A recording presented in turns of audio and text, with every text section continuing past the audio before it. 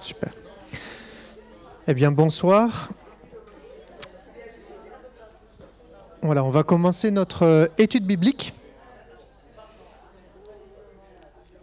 N'hésitez pas à prendre place. Sur le livre de l'Apocalypse, on va voir ensemble la deuxième partie. Apocalypse chapitre 1, versets 9 à 20. Nous avons eu l'occasion de voir ce qui concernait les souffrances dont Jean parle et qui sont liées à la grande tribulation, liées à la destruction de Jérusalem.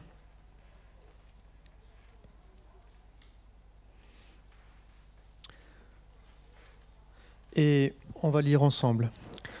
Moi, Yochanan, je suis votre frère et compagnon dans les souffrances, dans la royauté et la persévérance à cause de notre union avec Yeshua, c'est-à-dire Jésus, son prénom hébreu.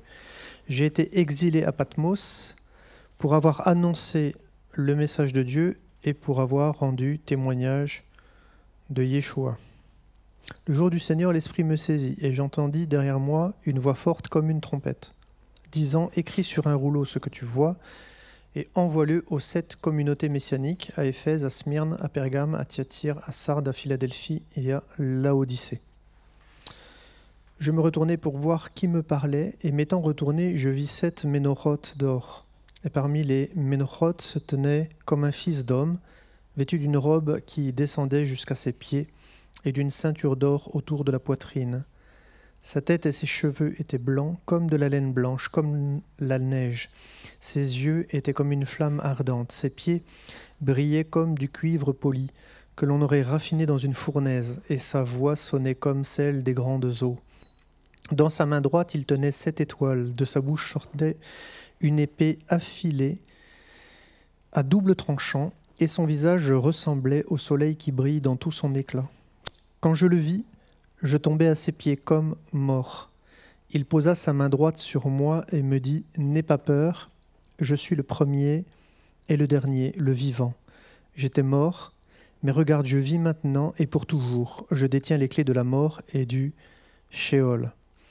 Écris donc ce que tu vois, aussi bien les choses qui doivent arriver maintenant que celles qui doivent arriver ensuite. Voici le sens caché des 7 étoiles. » Donc il s'agit ici du sod. « Que tu as vu dans ma main droite, et des 7 ménorotes d'or, les 7 étoiles qui sont les 7 anges, les 7 messagers des 7 communautés messianiques, et les 7 ménorotes sont les 7 communautés messianiques. Amen. » Alors, j'ai lu ce texte dans la version La Bible juive complète du pasteur et président des églises juives messianiques des États-Unis, donc David Stern. Dans ce texte, le premier point que j'aimerais voir avec vous, c'est le verset 9. Donc, nous avions parlé des souffrances. Moi, Jean, Yochanan, son prénom hébreu, Yochanan, quelqu'un sait ce que ça veut dire en français, puisque en réalité, c'est une phrase en hébreu. Yochanan, c'est la contraction du tétragramme sacré, que dans le peuple d'Israël, on ne prononce plus parce qu'on a perdu la prononciation de ce nom. David le chantait dans le temple, on le voit, Salomon, etc. C'était le nom qui était chanté, on le voit dans les psaumes. Ce nom était chanté autrefois, mais il s'est perdu dans le temps. Mais c'est la contraction de Yud-Heh-Vav-Heh en hébreu, donc c'est l'éternel, traduit par l'éternel parce que c'est la question du verbe être qui est conjugué finalement à l'inaccompli dans la conjugaison hébraïque. Et l'éternel, Hanan en hébreu, c'est la compassion, la miséricorde. Ça vient de la racine chen en hébreu. Moi, Yochanan, donc l'éternel qui a compassion, c'est son prénom, c'est le nom de cet homme, Jean, qui a été disciple de Jésus. Et il parle qu'à cause de notre union avec Yeshua, connaissez la signification, je pense maintenant. C'est aussi une phrase en hébreu. Vous savez, tous les noms bibliques, depuis Adam jusqu'à la fin, tous les noms ont une signification particulière, évidemment. Et le nom de Yeshua en hébreu, ça vient de Yehoshua. Alors nous, on a traduit, on translittéré, ça serait plus juste. C'est pas une traduction, c'est une translittération. Yehoshua, c'est le prénom de Josué, qui donc a pris la suite de Moïse, après la traversée du Jourdain, le Yarden en hébreu, pour prendre le territoire de la promesse que Dieu avait promis à Abraham, Yitzhak et Jacob. Et Yeshua signifie l'Éternel sauve, mais pas seulement. C'est une erreur que de traduire uniquement par l'Éternel sauve. C'est le psaume 34 qui donne la véritable traduction de ce nom qui était commun en Israël, parce que l'espérance messianique d'Israël était très très élevée à cette époque-là. Après Zacharie, Malachi, les derniers prophètes, eh bien, la parole de l'Éternel se faisait rare en ce temps-là en Eretz Israël. Et de la même façon qu'après 400 ans d'esclavage en Égypte, eh bien, Dieu a suscité au sein du peuple hébreu un sauveur, un libérateur, qui est Moïse. Eh bien, après 400 ans de silence d'histoire, va enfin s'accomplir la promesse de l'Éternel qu'il avait donnée à Israël via le prophète Daniel. Et Daniel va donner la date de l'expiation des péchés d'Israël. Alors c'est un texte qui est interdit, malheureusement, de méditer aujourd'hui dans certaines synagogues. Mais ce texte donne la clé pour comprendre qui est le Messie et à quoi font référence toutes les prophéties messianiques dans le livre de Yeshayahu, qui est donc Ésaïe. Et notamment la question d'Ésaïe 53, du psaume 22, et d'autres textes évidemment qui parlent que l'Éternel est le Rédempteur d'Israël et qu'il n'y en a pas d'autre. L'Éternel est le seul Rédempteur. Yud He Vav He, le Je suis. Mais ce Je suis qui s'est révélé à Moïse, eh bien, vous avez remarqué que l'Éternel,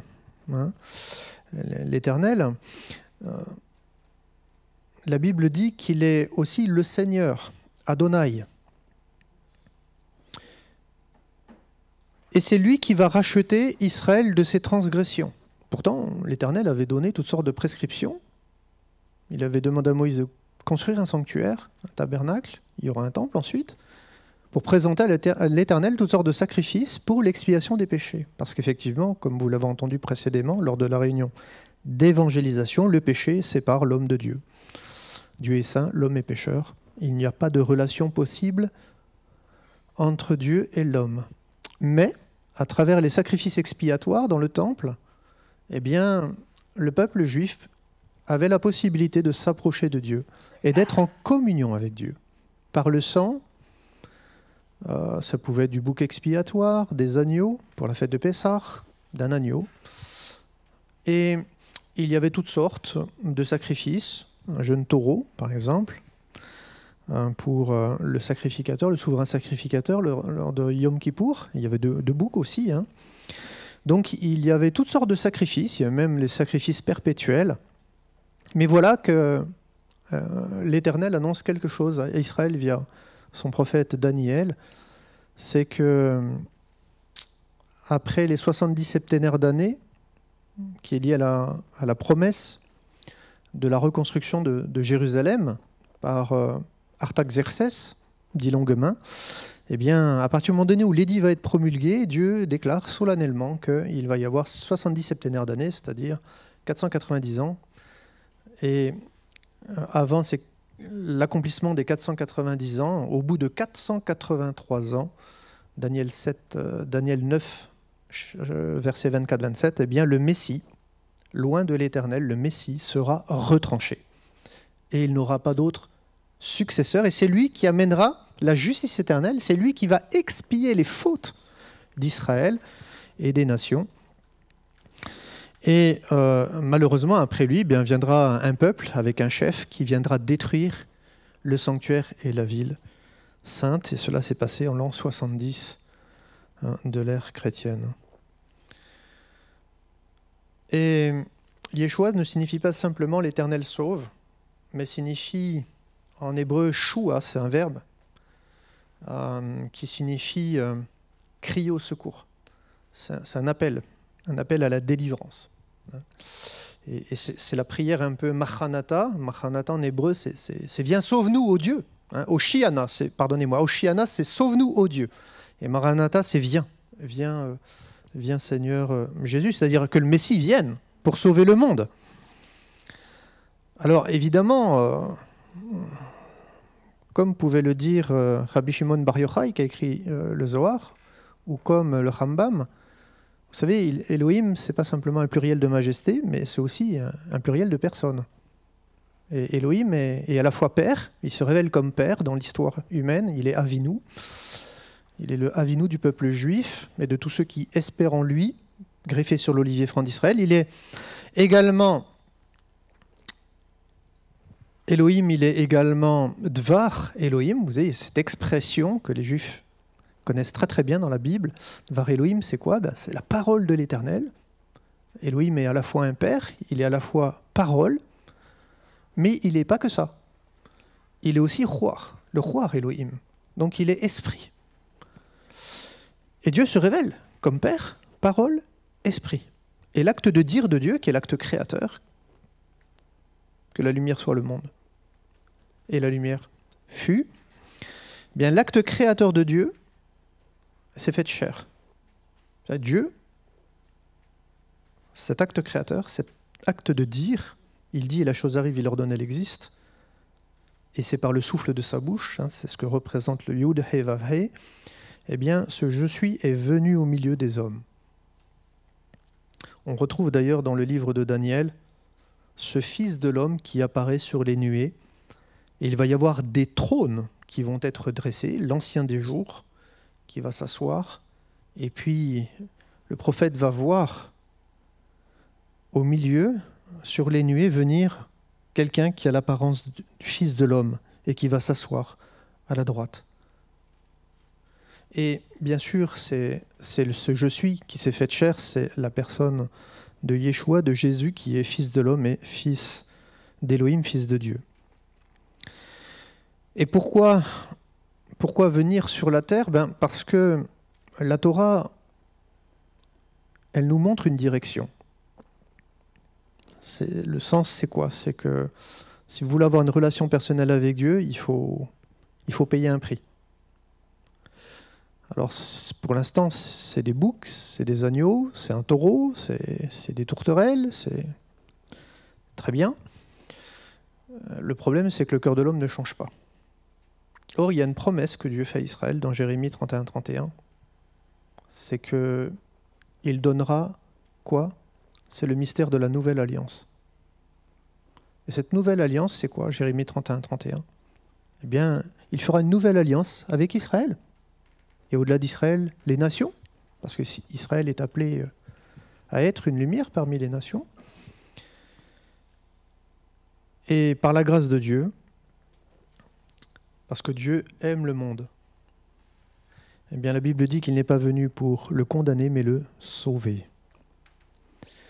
Et finalement, ces sacrifices, bien sûr qu'ils étaient dans le sens suffisant pour pardonner le péché, mais insuffisant pour changer le cœur de l'homme, qui pouvait rester rebelle à Dieu, méchant, égoïste, mauvais, et l'histoire le montre.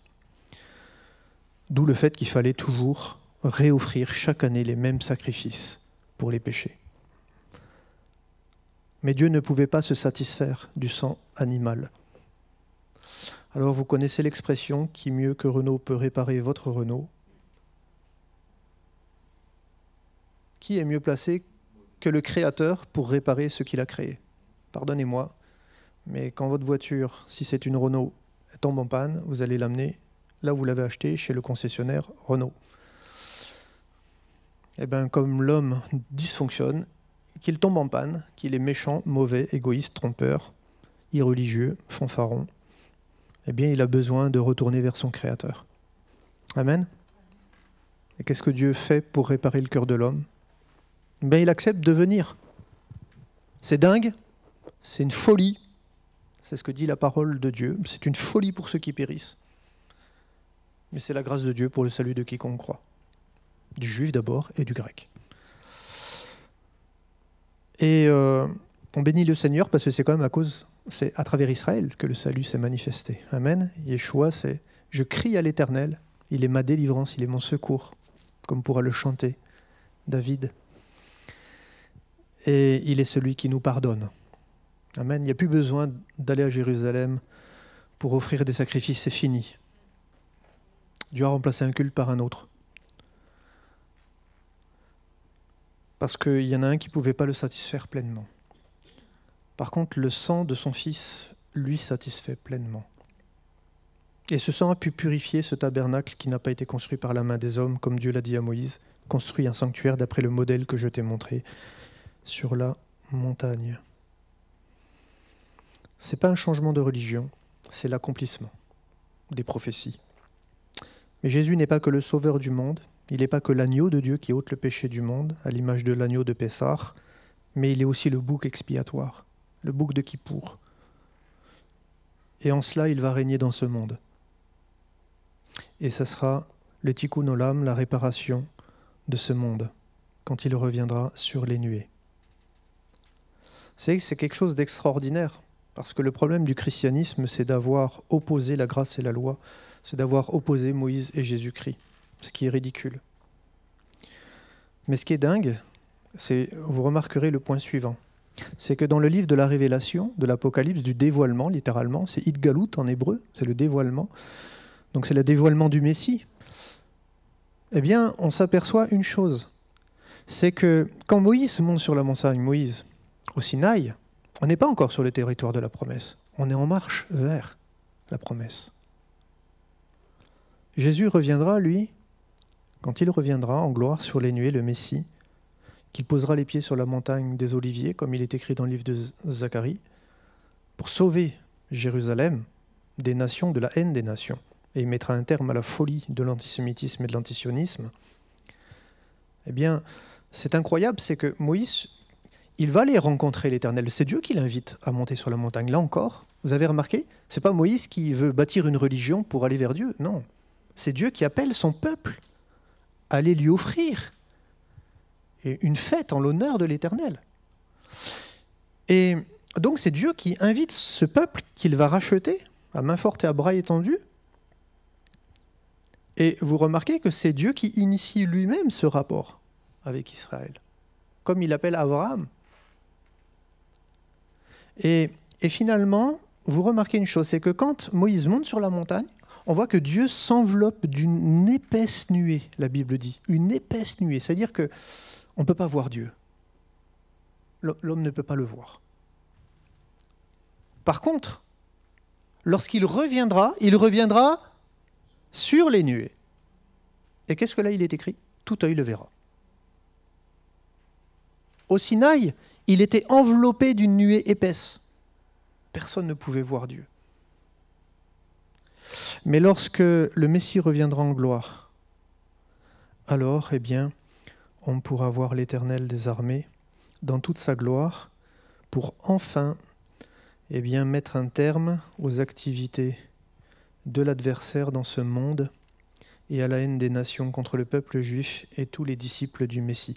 Vous avez remarqué qu'il est question ici que Jean a été exilé à Patmos pour avoir annoncé le message de Dieu et pour avoir rendu témoignage de Yeshua. Alors en fait, dans cette traduction-là, il y a juste un petit souci qu'on pourrait soulever. C'est pas que c'est important, mais en fait, il est question du témoignage rendu par Yeshua. C'est-à-dire que Jésus a rendu témoignage par son ministère, Yeshua, des prophéties qui le concernaient, parce qu'il les a accomplies pleinement. Et le message de Dieu, c'est la Torah, qui annonce une direction. Et parce que ça vient du verbe yara, vous le savez, tirer une flèche dans le but d'atteindre une cible. C'est la vie éternelle par la foi.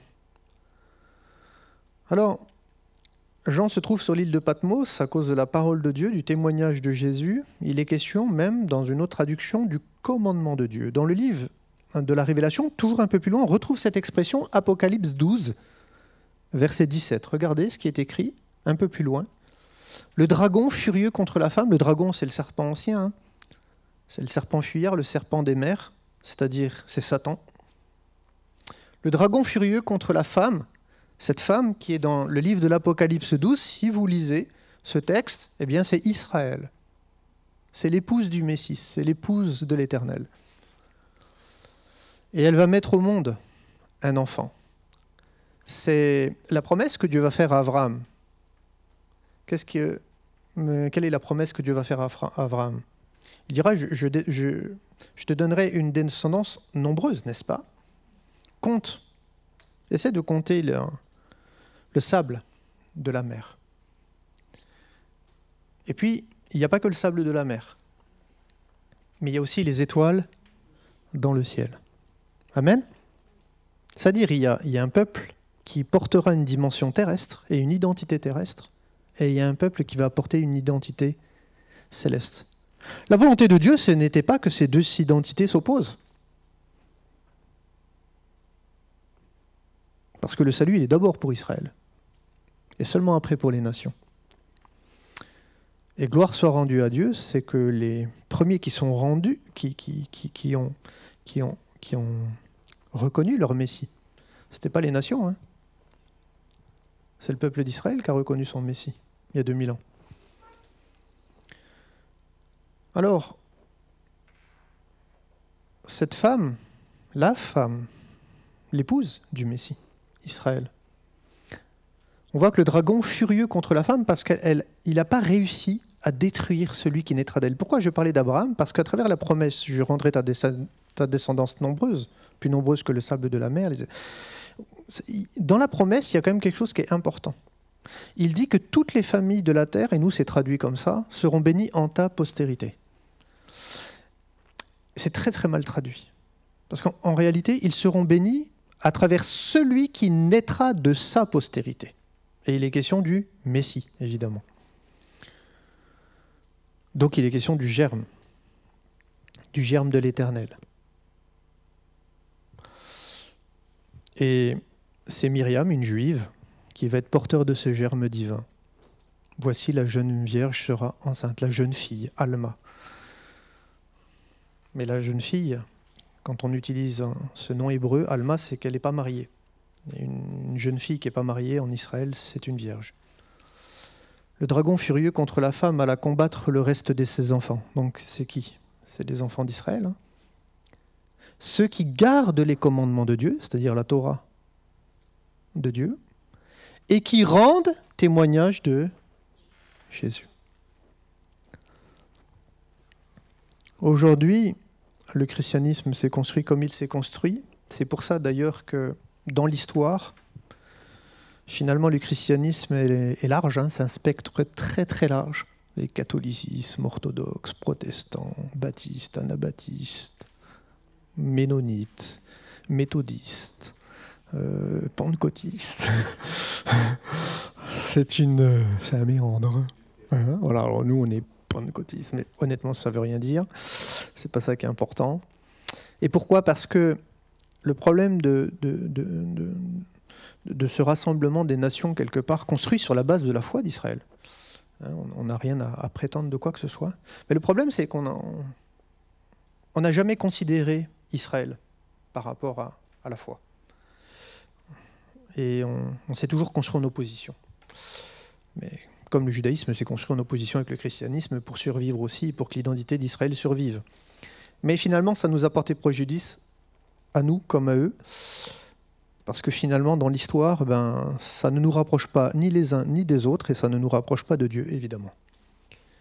Parce que la Bible dit que c'est à l'amour que nous avons les uns pour les autres que le monde verra que nous sommes comme des petits Christ, comme des petits Messies, c'est-à-dire que nous sommes porteurs de la Torah divine. C'est ça que ça veut dire. Parce qu'il mettra, la nouvelle alliance, c'est de mettre sa Torah dans notre cœur. Il changera notre cœur. Ça ne sera plus inscrit sur des tables de pierre. Ça sera inscrit sur des tables de chair. Sa parole en nous, gravée dans notre mentalité. Et ce qui est vrai, c'est l'amour qu'on doit avoir les uns pour les autres. Et les uns pour les autres, chez ce rabbin juif du 1er siècle, qui a été très mal compris, qui s'appelle Shaoul, Paulus en grec, eh bien, je ne sais même plus ce que je voulais dire, mais c'est pas grave.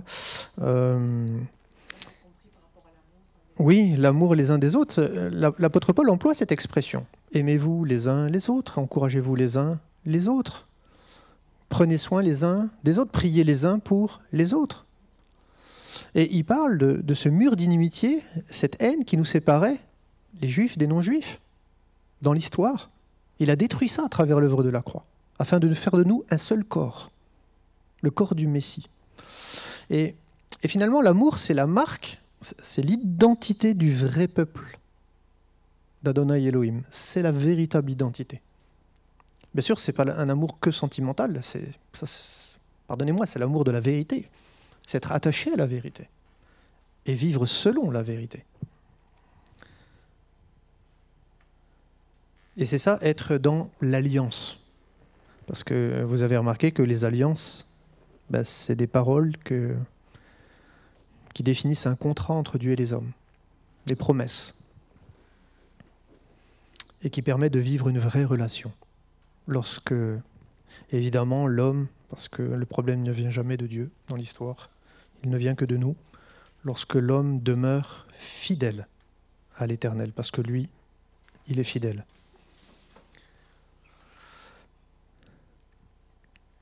Et cette fidélité se montre, vous savez, personnellement, à tous ceux qui nous regardent sur Internet, parce que je sais que je suis regardé, pour moi, la plus belle marque de la fidélité de Dieu, eh bien, elle concerne Israël. Elle concerne Israël. Et c'est notre actualité qui permet de le voir. Parce qu'aujourd'hui, sa parole s'accomplit parfaitement. Amen. Dieu n'a pas abandonné son peuple. Pas du tout, pas du tout, pas du tout. Au contraire, il accomplit sa parole.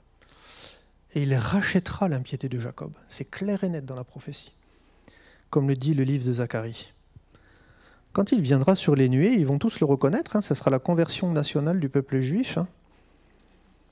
Parce qu'ils reconnaîtront celui qui a été percé pour les péchés de l'humanité. Et ce sera un temps magnifique et merveilleux, ce sera le temps des noces, et on pourra se réjouir avec eux.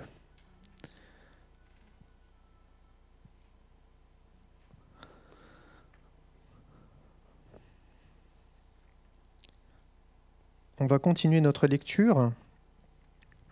Dans Apocalypse 12, 17, donc, il est question du dragon qui va combattre contre le reste de ses enfants, la postérité d'Israël. Vous savez, ça ne vous fait pas penser à une parole, ça qu'on trouve dans le livre de la Genèse, après la chute, par rapport à Isha, à Chava, c'est-à-dire Ève. Qu'est-ce que l'Éternel dit? Je mettrai inimitié entre ta postérité, la postérité de Chava, et la postérité du Nechash, du serpent. Et à travers les siècles, c'est vrai ou pas? Regardez aujourd'hui encore. C'est de la folie. Mais Dieu mettra un terme un jour à cette folie. Et cette folie, elle se déchaîne aujourd'hui parce que le Nachash, il sait qu'il a très très peu de temps. Le dragon. Et donc on voit que c'est une guerre. C'est une guerre. C'est une guerre, d'ailleurs même contre les Gazaouis, les Pilishtim, ce qu'on appelle nous les Palestiniens. Mais Dieu dit dans sa parole, et c'est une promesse qu'il donnera cette terre à Israël. Comme il donnera les montagnes de Judée et Samarie, et qu'elles seront repeuplées par le peuple de l'Éternel. Bien sûr que le monde sait Satan sait qu'il lui reste peu de temps, alors c'est la guerre. C'est la guerre. Mais ce n'est pas seulement vrai pour ceux qui gardent les commandements de Dieu, pour le peuple juif, parce que c'est vrai qu'ils ont une identité particulière, et c'est normal qu'il y ait des particularités spécifiques au peuple juif. Mais il y a aussi un caractère global dans le Messie, à la fois pour Israël et à la fois pour les nations greffées sur l'olivier franc d'Israël.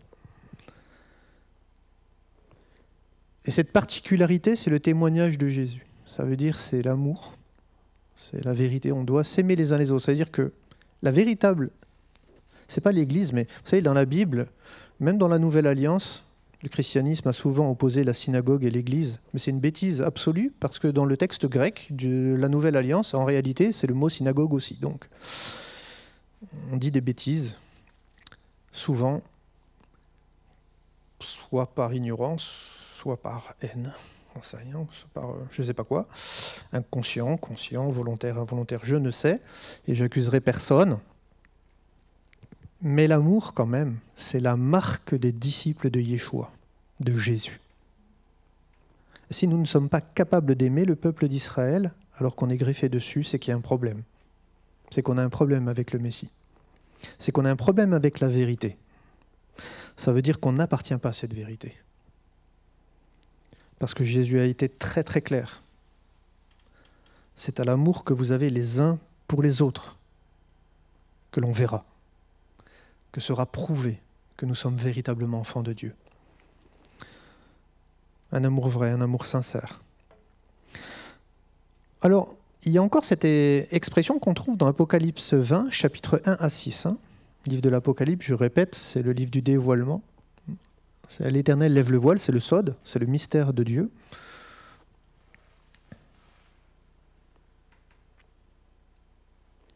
Je vis descendre du ciel un ange qui avait la clé de l'abîme et une très grande chaîne dans sa main. Il saisit le dragon, le serpent ancien, vous voyez, celui qui faisait la guerre, qui est le diable et Satan, et il le lia pour 1000 ans. Il le jeta dans l'abîme, ferma et scella l'entrée au-dessus de lui, afin qu'il ne séduisît plus les nations, jusqu'à ce que les 1000 ans fussent accomplis. Après cela, il faut qu'il soit délié pour un peu de temps. C'est bien dommage, on aurait préféré que ça soit terminé une bonne fois pour toutes, mais non.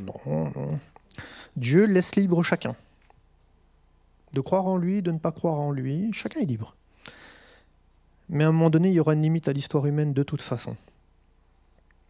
Et je vis des trônes, et à ceux qui s'y assirent fut donné le pouvoir de juger. Et je vis les âmes de ceux qui avaient été décapités à cause du témoignage de Jésus. C'est pas terrible quand même. Malheureusement, dans le monde, ça existe.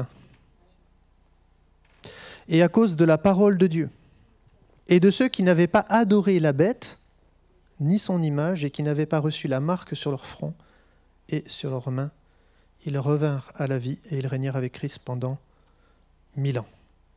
La bête, dans la Bible, il faut toujours qu'elle trouve en nous cette compréhension qu'il s'agit de l'antisionisme, de l'antisémitisme. Les autres morts ne revinrent point à la vie jusqu'à ce que les 1000 ans fussent accomplis. C'est la première résurrection. Et pourquoi c'est l'antisionisme? Parce que dans l'histoire de Daniel, dans la prophétie de Daniel, vous remarquerez qu'à chaque fois, il est question des bêtes aussi, à l'image de cette statue de Nebuchadnezzar, et qui représente les différents empires qui vont traverser l'histoire jusqu'à l'avènement du Messie, cette petite pierre qui va se détacher de la montagne. C'est cette pierre du Réchit, le Béréchit. Vous savez, Béréchit, c'est extraordinaire, c'est un mot. Jésus a dit qu'il était le commencement et la fin. Mais c'est ce que signifie le mot Béréchit en hébreu. Bar, Aleph, Shit. Bar, c'est le Fils. Aleph, Elohim. Shit, qui est posé, qui est établi. Et puis c'est le grain de blé bar. On l'avait déjà vu ensemble.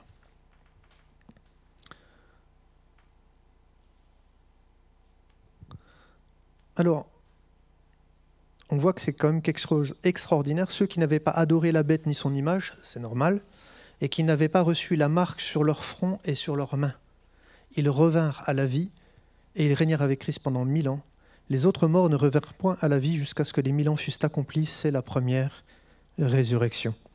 Heureux et saints ceux qui ont part à la première résurrection. La seconde mort n'a point de pouvoir sur eux. Ah oui, il y a 2 morts. Vous avez remarqué dans le Sefer Bereshit, lorsqu'il est question de la chute dans le Gan Eden, dans le Jardin d'Éden, nous, c'est mal traduit dans nos Bibles. Parce que le jour où tu mangeras de l'arbre de la bonne ou de la mauvaise connaissance, eh bien tu mourras. Le jour où tu mangeras, tu mourras. Non, il n'est pas écrit ça dans l'hébreu, il est question mot tamut. Mourir, tu mourras. Il est question de 2 morts. Et effectivement, il y a une mort terrestre, on quittera ce monde terrestre, mais il y a une mort céleste. Elle est pire, celle-là. Parce qu'elle peut être une réalité dans la vie présente, mais aussi dans le monde à venir. C'est-à-dire une vie sans Dieu, à cause du péché. La seconde mort, heureux et saints ceux qui ont part à la première résurrection. La seconde mort n'a point de pouvoir sur eux, mais ils seront sacrificateurs de Dieu et de Christ, et ils régneront avec lui pendant 1000 ans. Le jour du Seigneur, au verset 10. Alors on continue un petit peu plus loin. Vous voyez qu'il est question du témoignage de Jésus encore et de la parole de Dieu. Donc on voit que c'est quelque chose qui revient souvent dans le livre de l'Apocalypse. Le commandement de Dieu. Ça prouve bien que le peuple de Dieu, le vrai peuple de Dieu, possède la Torah de l'Éternel et vit selon la Torah de l'Éternel. Pourquoi ? Parce que être dans le royaume de l'Éternel, si le Messie c'est un roi, et il est le roi, le lion de la tribu de Juda, il n'empêche quand même que s'il est un roi, il règne. Et s'il règne sur son royaume, eh bien, il y a des règles qui régissent ce royaume. Alors comme ce royaume n'est pas encore de ce monde, ce sont des règles, bien sûr, morales, spirituelles. C'est une éthique. C'est des valeurs. C'est une norme spirituelle. Mais un jour, ces normes vont s'établir définitivement sur la terre. Et heureusement. Aujourd'hui, c'est le règne du n'importe quoi. C'est le règne du tohu-bohu, faut être clair. C'est le règne de la folie humaine, d'un monde sans Dieu, d'un monde rebelle. Mais bon, comme au temps de Noé, quoi.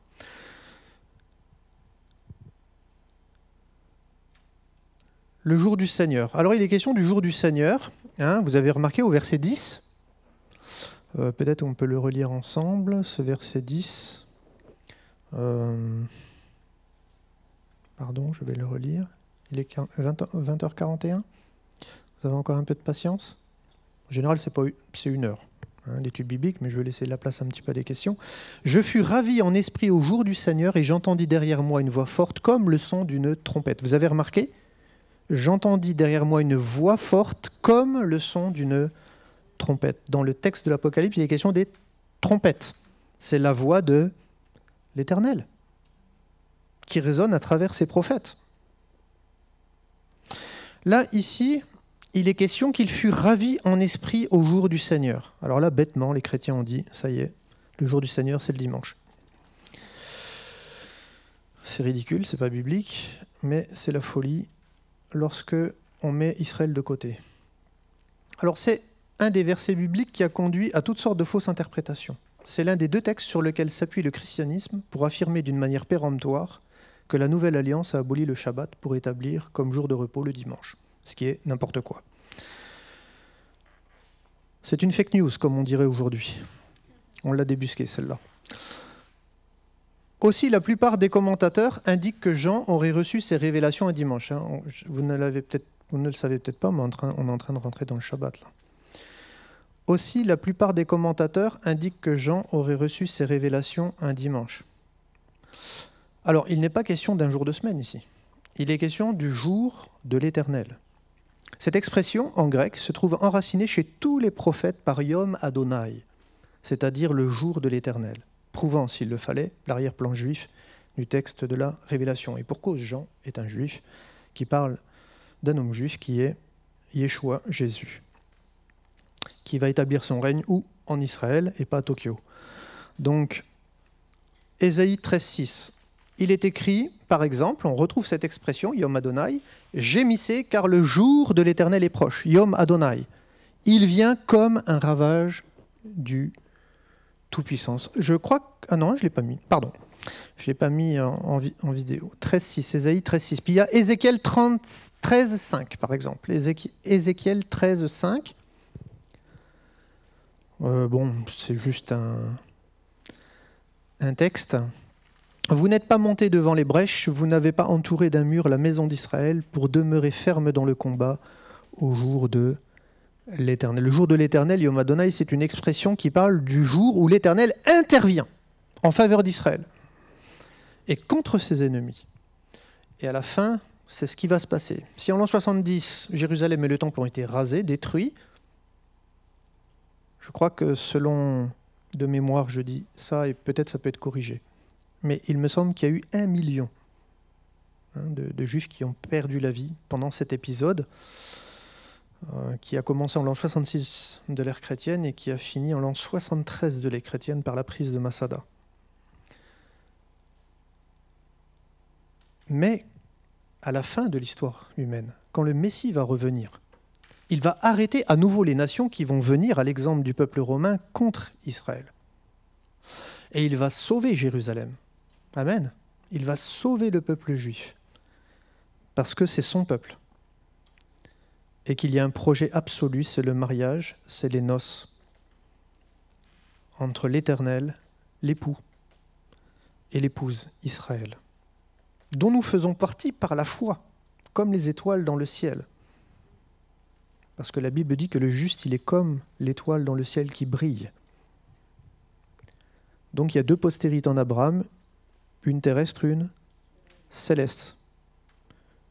Une par la chair, c'est la postérité qu'on voit, descendance selon la chair, mais il y a une descendance selon l'esprit. Pour tous ceux qui marchent selon la foi, une foi semblable à la foi d'Abraham. Et là, vous avez remarqué qu'il est question encore du jour de l'Éternel. Je crois qu'on a lu le texte. Hein, ok. Alors c'est une expression qu'on retrouve, jour de l'Éternel, le jour où se manifeste, le jour où intervient l'Éternel des armées en faveur de son peuple. Aussi est-il absolument vital d'interpréter le texte de l'Apocalypse à partir des textes prophétiques. On ne peut pas scinder ce que bêtement on appelle le Nouveau Testament et l'Ancien Testament. Il n'y a pas d'ancien et de nouveau, c'est le livre de la Révélation. C'est, quelque part, c'est Sefer Abritot, c'est le livre des alliances, la Bible. C'est le livre des alliances. Et on ne peut pas comprendre le texte de la Révélation sans les textes prophétiques, c'est impossible. Sinon, on va faire des contresens malheureux. Une autre expression qui est encore plus répandue chez tous les auteurs juifs de la Bible, parce qu'il n'y a jamais eu un autre auteur juif qui a écrit un des livres de la Bible, c'est le suivant, c'est Bayom Hazé, en ce jour-là. Alors nous la retrouvons prononcée par Jésus dans les évangiles, mais dans les écrits pauliniens aussi, on le retrouve partout. Et évidemment, dans les textes prophétiques, c'est une expression courante qui désigne ce jour où l'Éternel intervient, ce jour où l'Éternel accomplit la prophétie. Alors malheureusement, comme nous, on découvre l'arrière-plan juif de la foi, le christianisme, souvent, en tout cas pour ceux qui s'intéressent à ça, disent « Ah, mais alors ça, c'est que les temps de la fin ». Non. Bayom Hazé, c'est le jour où la prophétie s'accomplit, où l'Éternel exécute sa parole. Et donc, en réalité, des apocalypses, à chaque fois qu'une prophétie s'accomplit, c'est une apocalypse. C'est-à-dire, c'est la réalisation prophétique. Et pour Israël, il y en a de nombreuses, comme en 1948, eh bien, c'est la réalisation prophétique, par exemple, d'Ézéchiel 36, 37, etc. Alors, dans Matthieu 7, 22, il est question, par exemple, de cette expression « en ce jour-là ». Et ça concerne les temps de la fin.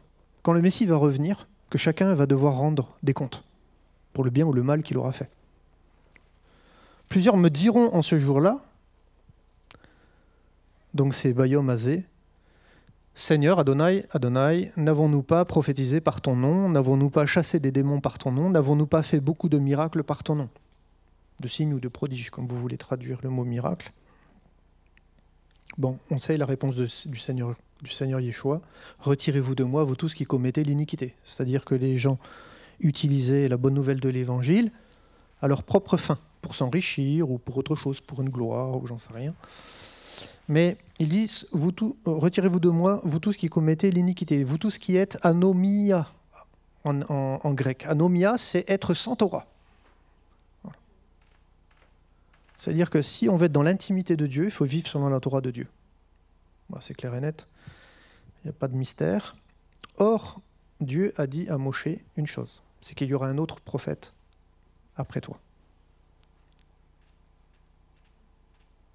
Et celui-là, il faudra l'écouter. En fait, il est question du Messie, bien sûr. tous les commentateurs, même juifs, admettent, hein, comme Rachi par exemple, admet évidemment qu'il est question du Messie dans ce texte biblique, et viendra établir la Mishneh Torah. Ce n'est pas le remplacement de la Torah de Moïse, c'est l'explication. Et c'est ce que Jésus a fait dans le Sermon sur la montagne. Il a donné la pleine explication à Israël de ce qu'est la Torah de l'Éternel. Alors oui, plusieurs me diront ce jour-là, Seigneur, Seigneur, n'avons-nous pas prophétisé par ton nom, n'avons-nous pas chassé des démons par ton nom, n'avons-nous pas fait beaucoup de miracles par ton nom? Vous savez, la foi, c'est pas faire les choses pour Dieu. C'est être uni à Dieu. C'est procéder de Dieu, c'est vivre du Messie, c'est vivre de l'Éternel. C'est avoir sa Torah gravée dans notre cœur. Et ainsi avoir cette identité spirituelle d'enfant de Dieu. Et vivre de sa grâce, de son amour, de son bienfait, et marcher avec lui, c'est ça la halara, c'est marcher de tout notre cœur, avec lui en l'aimant, le servant, en cherchant à lui être agréable, en l'honorant, et en permettant à sa lumière de briller dans ce monde, parce que si le monde ne reçoit pas la lumière du Messie, pardonnez-moi, mais ça sera toujours la catastrophe, ça sera toujours les ténèbres. Que le Seigneur vous bénisse. J'arrête là le développement, j'irai plus loin. Vous verrez que plus loin, quand on développe, il est question, ce que tu vois, écris-le dans un livre. Ça correspond exactement à ce que Dieu dit à Daniel. Hein. Mais Daniel va devoir sceller le livre.